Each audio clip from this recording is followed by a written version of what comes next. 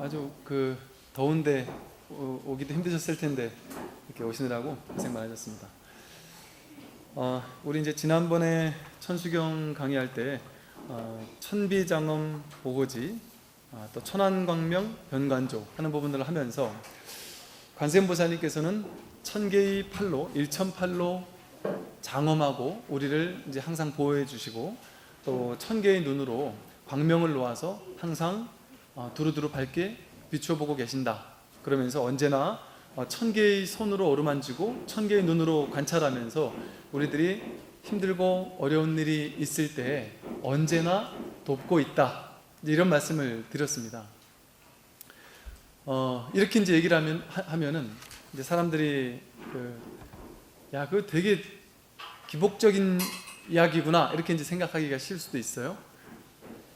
부처님이 도와주신다 이렇게 생각하니까 여기 되게 부처님이 뭐 신도 아닌데 뭘 그렇게 다 도와주겠냐, 이렇게 이제 생각하는 분들도 혹시나 계실 것 같은데, 왜 불교에서 이제 이런 말을 하느냐면요, 불교의 핵심을 설한 가르침은 언제나 불이법이고 불이중도라고 합니다.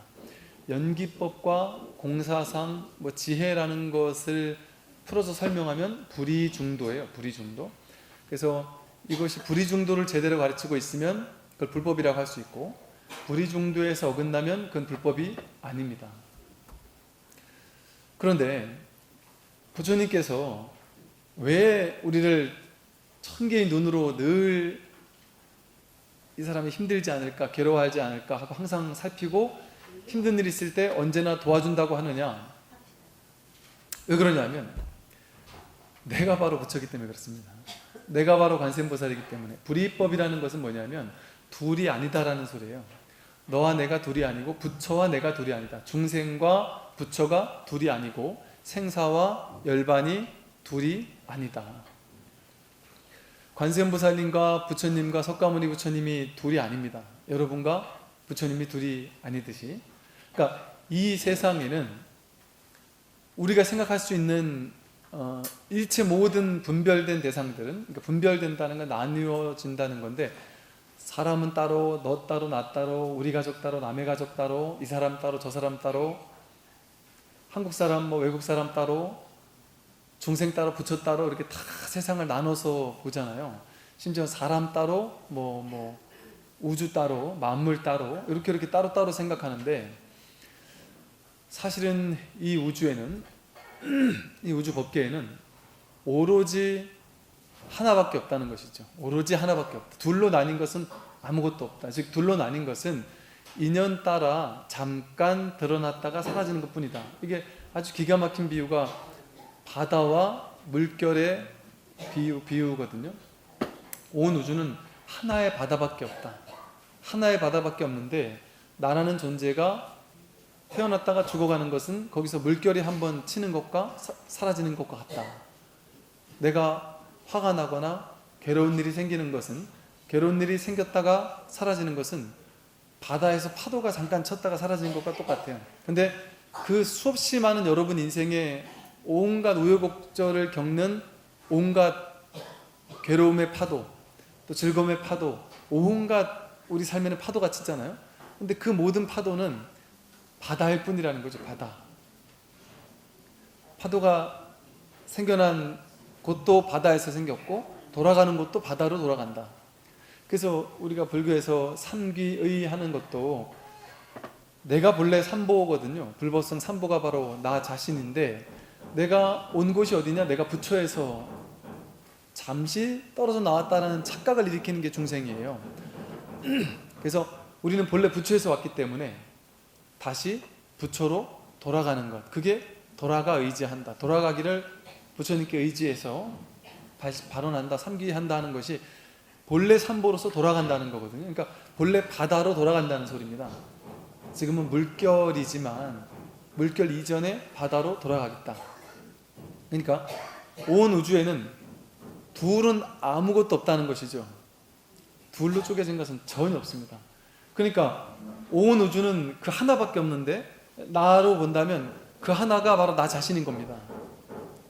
나 자신이 바로 부처인 것이고, 그러니까 다시 말하면 온 우주는 이 8만 4천 가지로 나뉘어진 것처럼 보이지만, 이 나뉘어진 것처럼 보이는 이 온 우주가 그대로 나 자신입니다.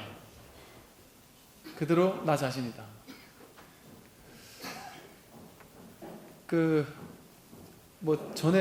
얼마 전에 어떤 법사님이 그 영상을 잠깐 보여주셨는데, 그 전에 그 TV 프로에 무슨 뭐 다큐 같은 인간극장 비슷한 뭔가를 했어요. 근데 어떤 그 거사님이신데 젊었을 때 이제 출가를 하셨던 분이시더라고요. 출가했다가 한속해서 다시 이제 세상을 뭐 이렇게 사는 분이셨는데, 그분이 이제 목탁을 들고 이렇게 노상에 이렇게 장사하는 할머니, 한 8, 90쯤은 돼 보이는 아주 노보살님 할머니가 이렇게 길가에서 이렇게 뭘 팔고 계셨는데, 그렇게 진짜 나이도 많이 드신 이렇게 노상에서 장사하는 할머니한테, 할매, 내가 할매 건강하라고 목탁 한번 쳐줄게 이러면서 반야신경을 막 이렇게 쳐줬어요. 그랬더니 그 할머니 보셨나요? 그 할머니가 이분한테, 그 뭐하러 그렇게 시끄럽게 이렇게 하나 뜻을 알아야지. 그러니까 뭐라고? 뜻을 알고 짓거려야지. 뭐 이 반야신경만 보면 되겠냐고. 뭐 그러면서 이제, 그럼 그 뜻이 뭔데? 그랬더니 뜻이 뭐냐? 그랬더니 뜻이야 이거 저 언덕으로 건너간다는 거지. 이러면서 바람일다 신경인 저 언덕으로 건너가는 거지. 그러니까 건너가길 어딜 가나? 다 여기밖에 없는데, 이 저 부처의 언덕으로 건너간다는 거는 환상입니다. 환상. 우린 이미 부처기 때문에 또 다른 자리로 갈 필요가 없어요. 근데 방편으로 고안해낸 거예요. 우리가 중생이라고 착각하고 여기 있다고 생각해서 저쪽에 있는 부처로 가야 된다고 착각하니까 바람일다라고 한 거지. 사실은 지금 이 자리밖에 없다. 그래서 야, 이 할머니가 도인인 것 같다 이러면서 뭐가 불법이 뭐냐고, 불법이 참뜻을 먼저 알아야지 그랬더니, 할머니는 불법이 뭔데요? 그랬더니 부처가 따로 없다. 내가 바로 부처고 내가 바로 온 우주 전체가 하나의 부처밖에 없다. 그렇게 얘기를 하시는 거예요. 그러니까 이분이 깜짝 놀라서, 야, 이 그냥 저 시골에서 농사진 그거 갖다 파는 그냥 저 할망구인 줄 알았더니만, 이거 여기 부처님이 도인이 여기 앉아 계셨다고 그러면서 이래 얘기를 하시는데, 저도 그 모습을 싹 스쳐보면서 깜짝 놀랐습니다. 야, 이 시중에서 고사리를 뜯어다 파는 할머니라도 이 정도의 공부가 돼 있는 그런 우리가 돼야 되지 않겠습니까? 좀 그 할머니 보면서 되게 감동적이더라고요. 그런데 실제로 중국의 불교의 황금기라고 불리는 이 선의 아주 황금기 때, 덕산 스님도 할머니한테 떡 하나 달라 했다가 한방 당하고 그런 일들이 많았습니다. 옛날에는 노파 할머니들이 깨달음을 얻는 일들이 상당히 많았고, 그렇게 깨달음을 얻었다 보니까 이 젊은 스님들이 할머니한테 가가지고 좋은 소리 한마디 하려 했다가 된통 당하고 막 분해가지고 내가 깨닫고 말아야지, 내가 저 할머니도 저렇게 깨닫고 저러고 있는데 내가 이렇게 이 젊은 스님이나 돼서 깨닫지 못하면 되겠나 해서 스님들을 경책을 해줬습니다. 옛날에 할머님들은. 우리 원강사 우리 보살님들께서는 그런 분들이 되셔야 됩니다. 앞으로 이제 어떤 스님들이, 어떤 법사님들이 여기 주지로 오더라도 그 주지 스님이, 야, 우리 할머니들 보통 도력이 아니구나, 이분들 앞에서 내가 법문을 하려면 내가 더 열심히 공부하지 않으면 안 되겠구나, 저희들한테 그런 발심을 할 수 있도록 심어주셔야 됩니다. 저 또한 사실 제가 20년 전부터 이렇게 계속 이렇게 출가하고 포교하고 이렇게 했지만, 저를 이렇게 계속해서 공부하도록 이끌어줬던 분들이, 이렇게 종종 이렇게 이메일로도 상담을 하는 분들이 오고, 종종 이렇게 한 분 두 분 이렇게 찾아와서 본인 공부하는 거를 이렇게 물어보시는 분들이 계시는데, 제가 한 15년 전, 20년 전에도 그랬던 것 같아요. 간간히 중간에 한두 번씩 있잖아요. 저는 불법을 잘 모르지만 그 모를 때조차 저기 어디 전라도에서 올라왔다 그러시고, 경상도에서 올라왔다 그러시고, 저기 어디에서 지리산 자락에서 농사 짓고 계신다 그러시고, 뭐 이런 분들이 이제 찾아오셔가지고 당신이 이렇게 체험한 바를 얘기를 하시는데 가만히 들어보니까 물론 그게 이제 어떤 그 하나의 산매 체험이나 어떤 이런 그냥 살짝 왔다 가는 어떤 이런 체험들을 하시는 분들도 물론 계시겠지만 제가 그 어린 나이에 이렇게 느끼기 어땠냐면은 야 이분은 한 소식 하신 분 같은데 싶은 정말 이게 우리가 일반적으로 봤을 때 막 견성이라고 할 만한 정말 야 그런 체험을 하신 것 같다라고 느낄 만한 분들이 꽤 여러 분 계셨습니다. 그 저는 너무 놀라웠어요 그 당시. 왜냐하면 제가 그때 당시만 해도 스님들 중에 제대로 깨달음을 얻은 분들을 별로 몇 분 못 뵀었거든요 그때만 해도. 그러니까 안목이 별로 갖춰지지 않은 상태인데 너무 놀라운 어떤 이런 공부를 하신 분들이 일반 신도님들 중에 여러 분 계시더라고요. 그래, 저한테 오실 일이 아닌 것 같습니다. 저 큰 스님들 찾아가시라고 이러기도 하고 했었는데 정말 그런 분들을 뵈면서 제가 쥐구멍에라도 들어가고 싶더라고요. 야, 내가 이렇게 스님이 돼가지고 이렇게 법을 설한다고 법사라고 해놓고 야, 이 신도님보다 못한 공부를 하고서 어떻게 신도님들을 가르칠 것인가 이런 생각을 하면서 제가 하여간 20대 때만 해도요 엄청 쫓아다녔습니다. 막 맨날 그 휴가를 며칠씩 막 일주씩 내가지고 하여간 공부할 수 있는 곳이라고 하면 막 전부 다 쫓아다녔어요. 엄청나게. 이 공부를 안 하는 게 너무 억울해서 못 참겠더라고요. 이게 왜냐하면 신도님들 중에도 공부가 많이 되신 분들이 계시는 걸 보니까 제가 부끄러워서 법상에 올라서 설법을 할 수가 없는 거예요. 너무 부끄럽더라고요. 그러니까 저를 공부시켜준 사람들은 어찌 보면 그 스님들이라기보다는 진짜 신도님들이 훨씬 많았습니다.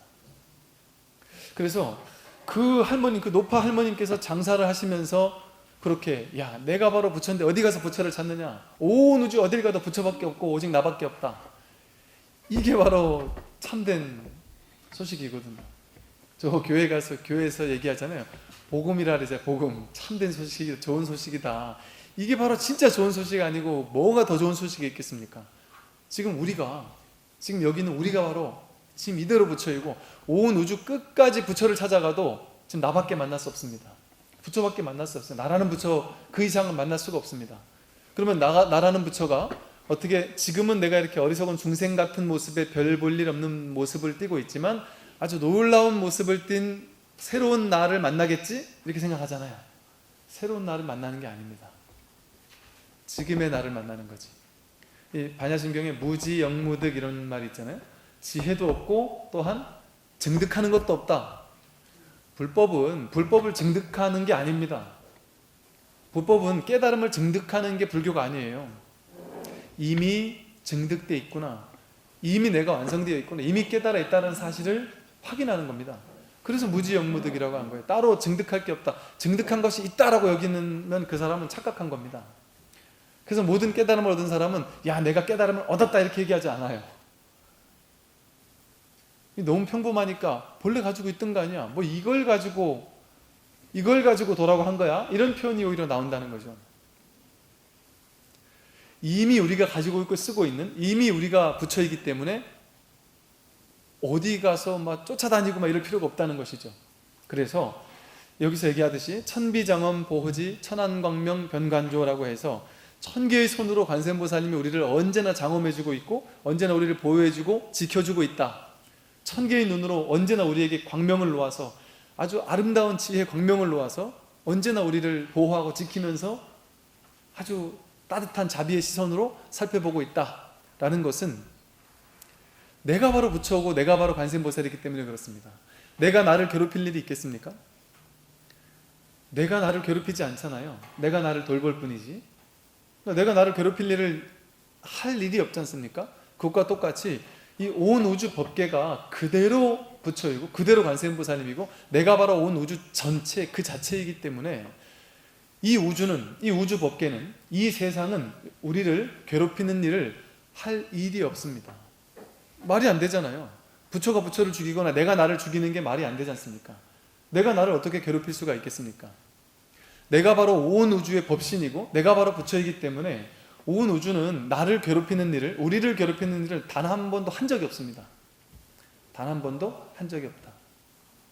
내가 이 분별심을 가지고 이건 이래야 돼 하고 생각하니까 사실은 진리에서는 나의 길이 이쪽 길이에요. 이쪽 길을 가서 약간 우여곡절을 겪고 조금 힘든 일을 겪지만 이걸 통해서 내가 배우고 성장해서 결국에는 깨달음을 얻으러 갈 수 있는 길이 내 길이 이 길인데, 우리는 이 길이 더 좋아 보인단 말이죠. 남들이 이 길이 더 좋아 보이니까 난 이렇게 갔으면 좋겠어 이렇게 생각한단 말이죠. 자식이, 그 아이는 동국대학교 무슨 과를 가서 거기에서 좋은 귀인들을 만나고 거기서 인생의 어떤 은인들을 만나서 놀라운 걸 배우고 깨달을 인연이에요, 이 친구는. 그런데 엄마의 마음속에서 너는 서울대나 최하 연고대는 가야 돼 이렇게 생각을 하고 집착을 하고 고집을 하게 됐을 때 서울대 연대고대를 못 가면 괴로워하는데, 사실은 이 친구의 인연은 동국대에 있을 수 있단 말이죠. 그런데 우리는 그 인연을 모르니까 내 머리를 가지고 분별해서 이것이 옳아라고 집착해놓고, 그게 진짜 옳은지도 모르면서 이것이 옳아라고 집착해놓고 거기 사로잡혔던 겁니다. 이러한 분별심 때문에 내가 이렇게 돼야 돼라고 생각하는 고정관념이 있음, 거기에 집착을 하면 그렇게 안 되면 안 될 것 같이 느껴요. 그렇게 안 돼서 서울대 연고대를 떨어져서 동국대를 가면 괴로워합니다. 울면서 내 뜻대로 안 된다, 난 왜 이렇게 재수가 없나. 제가 그런 상담을 했었다니까요. 어떤 보살님이 막 정말 눈물을 막 흘리면서 정말 우리 자식이 정말 어떻게, 내가 이렇게 열심히 기도를 했는데 자식이 어떻게 이런 대학밖에 못 갈 수가 있느냐, 우리 집안에 이런 애는 있은 적이 없었다라면서. 어디를 가셨는데 그러세요? 그랬더니 이제 이런 말하면 참 안 되지만 그분 표현이 뭐라 하시냐면 경희대 법대를 갔다는 거예요. 그 내가 귀를 찌고 다시 들어서 어딜 갔다고요? 그랬더니 경희대 법대밖에 못 갔다라면서 우리 집안에 서울대 법대 안 나온 사람이 아무도 없는데 저런 대학을 가가지고 얘 때문에 내가 속상해 못 살겠다고. 이렇게 본인 스스로 어떤 특정한 것에 집착을 하게 되면 그게 안 됐을 때 실패했다거나 괴롭다라고 여기는 겁니다. 근데 그 괴로움은 누가 만들어냈을까요? 나 자신이 만들어낸 것이지, 이 우주법계가, 부처님이 그 아이를 사랑하지 않기 때문에 경희대나 동국대 같은 데 보낸 게 아니란 말이죠. 그 아이가 거기 갈 만한, 거기에 가서 그것이 그 사람의 총목골이고 제법 실상이기 때문에, 그 친구의 정확한 인연처이기 때문에 그 자리에 갈 수 있습니다. 우리는. 이 말은 뭐냐면요, 여러분들은 지금까지 80세, 85세, 이렇게 한 87세까지 계시는 것 같은데, 그 노보살님들이 지금까지 80년 이렇게 살아오시면서 지난 여태까지 살아온 삶의 여정은, 삶의 궤적은요, 단 하나도 잘못된 게 없었다. 정확히 진리의 길만을 걸어온 겁니다. 우리는 누구나. 앞으로 갈 길도 정확히 진리의 길만을 걸어갈 수 있습니다. 다만 머릿속에서는 분별하고 해석하느라고 나는 그때 이때는 잘했고 이때는 잘못했어, 몇 살 때 이 판단은 잘했는데 이때는 아주 잘못된 판단이야, 그것 때문에 내 인생이 망쳤어, 뭐 이렇게 이제 생각을 하잖아요. 그건 우리의 하나의 생각일 뿐입니다. 그 모든 우여곡절과 아픔과 괴로움을 통해서 우리는 배우고 깨달아 와서 지금 이 자리까지 성공적으로, 성황리에 지금 이 자리까지 와서 존재하고 있는 것이거든요. 어떤 상황을 만나느냐가 중요한 것이 아니라 그 상황 속에서 무엇을 깨닫느냐가 중요한 겁니다. 그게 삶의 목적이거든요. 내가 처한 상황 속에서 무엇을 깨달을 것인가, 무엇을 배우고 갈 것인가, 어떤 마음을 비우고 갈 것이냐, 어떤 업장을 소멸하고 갈 것이냐. 그래서 이 삶이란 어떤 하나의 배우고 깨닫는 장입니다. 그래서 불교에서는 끊임없이 이 인생은 그대로가 마음 공부의 장이다, 공부하는 곳이다, 이렇게 얘기를 하거든요. 삶이 그대로 공부라고 그래요. 연불하고 기도 나오고 뭐 이것만이 공부가 아니라, 불교의 핵심 수행법은 8정도잖아요. 8정도잖아요. 불교의 핵심 수행법은, 석가모니 부처님이 말씀하신 수행법은 연불, 진언, 독송, 좌선, 가나선 이런 거 아닙니다. 8정도예요. 8정도. 8정도는 정견, 정사, 정어, 정업, 정명, 바르게 말하고 바르게 생각하고 바르게 행동하고 바른 직업생활을 하면서 바른 생활하는 것, 그게 8정도의 4가지 반을 차지해요. 삶을 사는 것, 그거 자체가 수행입니다. 그럼 어떻게 하는 게 삶을 사는 건가요? 삶을, 나에게 주어진 삶을 거부하지 않고, 나에게 주어진 삶을 마음속에서 이렇게 거부하면, 난 이런 삶은 싫어, 다른 삶이 좋아하고 지금 나에게 처한 것을 거부하고, 나는 지금 이렇게 사는 게 싫고 저 할머니처럼 좀 더 건강했으면 좋겠어. 야, 저 집처럼 조금 더 돈이 많았으면 좋겠어. 이렇게 생각하는 거는 삶을 사는 게 아닙니다. 삶을 거부하는 거예요. 나에게 주어진 삶을 거부하는 마음이잖아요. 그죠? 그럼 지금 이대로 주어진 삶을 살지 않는 거예요. 그거는 바른 생활이 아닙니다. 정명이 아닙니다. 바른이라고 할 때 이 바른이라는 것은 연기법, 중도, 사성제, 공사상 이것을 의미하거든요. 그건 뭐냐면 중도라는 것 자체가 너무 좋다고 해서 막 집착하지 않고 싫다고 해서 밀어내지 않는 삶을 얘기하거든요. 중도가.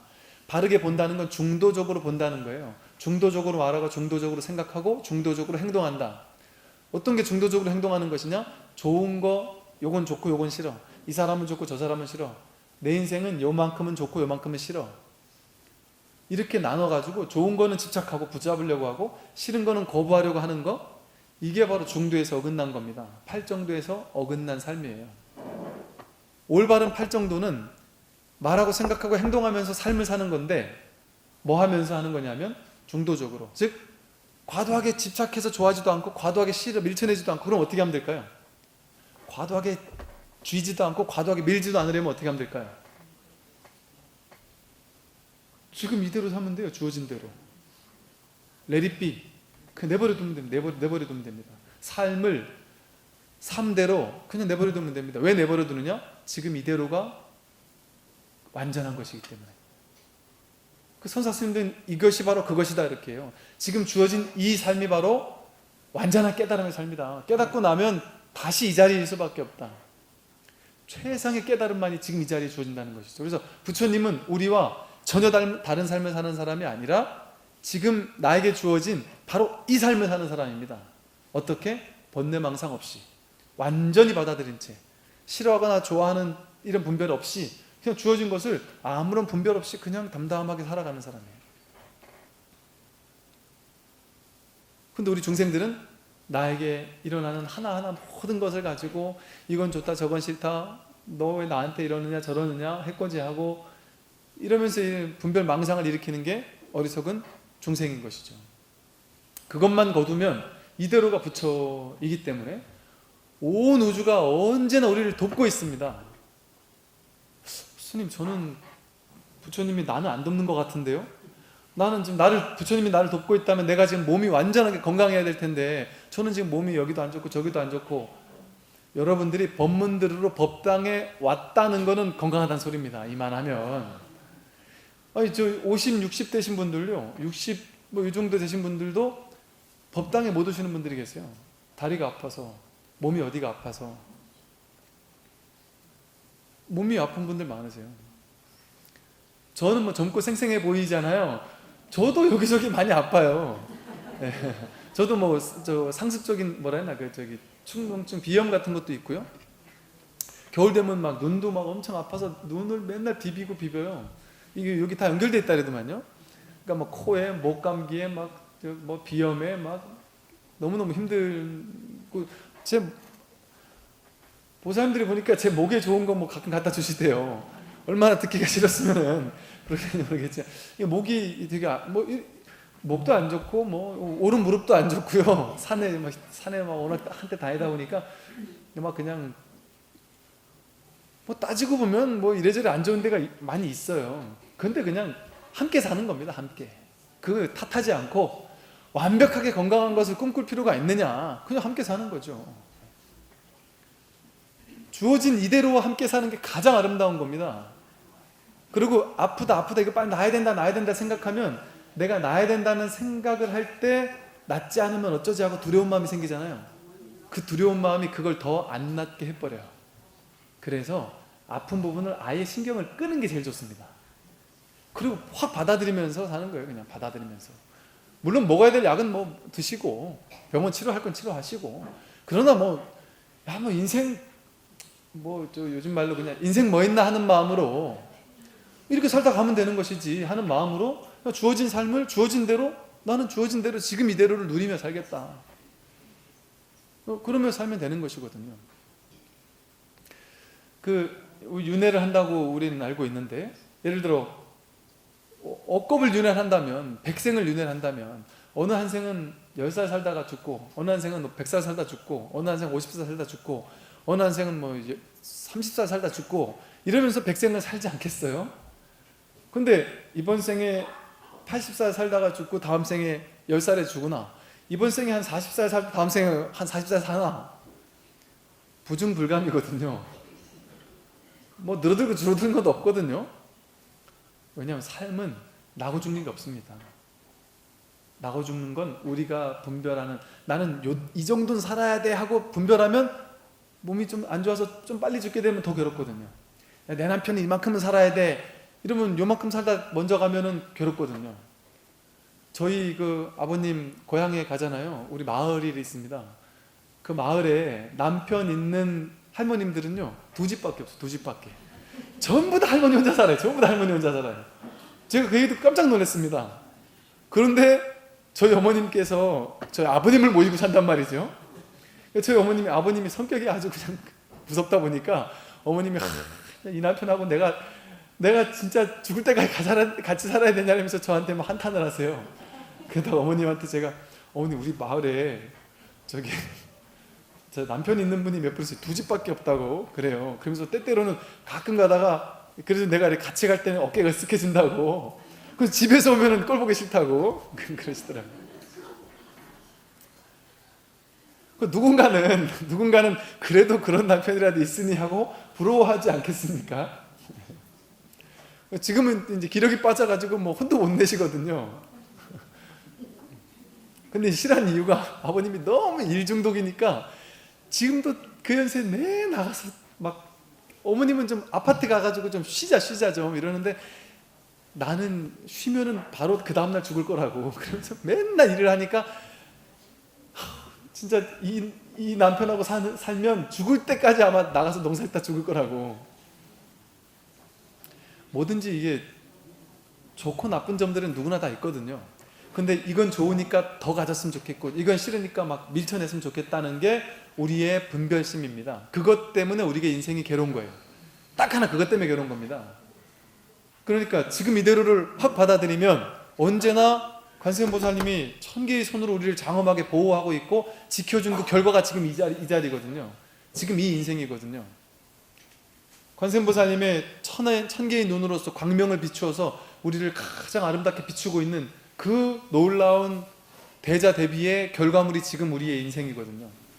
다행히도 여러분들은 저 아프리카에 태어나서 50도 윗도는 더위 속에서 밥 한 끼 못 먹으면서 풀만 뜯어먹고 살다가 3살, 4살, 5살 되면서 죽는 그런 인생을 살지 않고 이 연세까지 살아오셨잖아요. 다행히 딱 태어났는데 마침 저 인류 역사 속에 얼마나 많은 전쟁의 시기가 있었습니까? 그런 전쟁의 시기에 태어나가지고 막 괴로워하는 게 아니라 이렇게 행복한 시기에, 물론 여기 계신 분들은 전쟁을 겪으셨겠네요. 생각해보니까 6.25도 겪고 하셨겠지만, 그래도 그 이후에 그곳에서 총알 맞고 죽지 않고 살아남아서 이렇게까지 이렇게 다니시면서 이 불법을 만나서 공부할 수 있는 또 이런 인연을 맺은 것이 이 또한 고맙고 감사한 일이 아니겠습니까? 그래서 사실은 지금 이대로에 대해서 고맙습니다, 감사합니다 하면서 지금 이대로를 온전히 받아들입니다 하고 사는 것이 가장 지혜롭게, 가장 반야 지혜로서 사는 겁니다. 그게 바로 우리 삶의 가장 큰 중요한 점이기 때문에 그런 것이죠.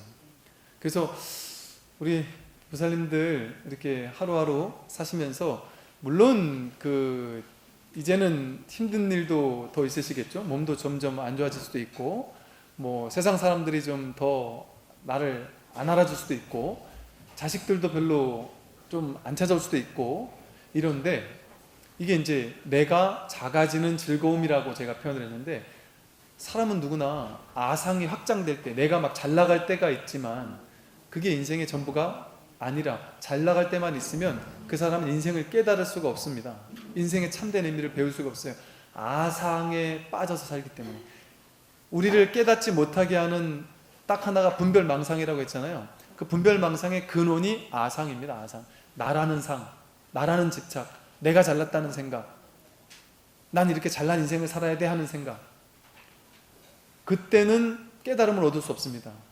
지혜를 증득할 수 없습니다. 내가 소멸될 때, 내가 사라질 때, 내가 작아질 때, 내가 세상에서 움츠러드는 것 같을 때, 아무도 나에게 관심 갖지 않을 때, 이 세상에 나 혼자밖에 없는 고독하고 외로울 때, 그때가 사실은 진짜 마음 공부하기 좋은 때입니다. 그 부처님께서는 그 왕국을 버리고 모든 사람의 관심사를 버리고 돈 내서부터 명예 다 버리고 혼자 되어서 공부를 하신 거잖아요.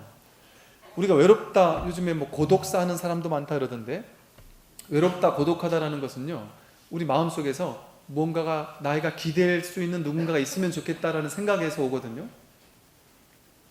불법은 무의법이라고도 그래요. 무의도인이라고도 그래요. 깨달은 사람을 어디에도 의지하지 않는다. 나라는 존재 홀로, 무수의 뿔처럼 혼자서 가라 이러잖아요.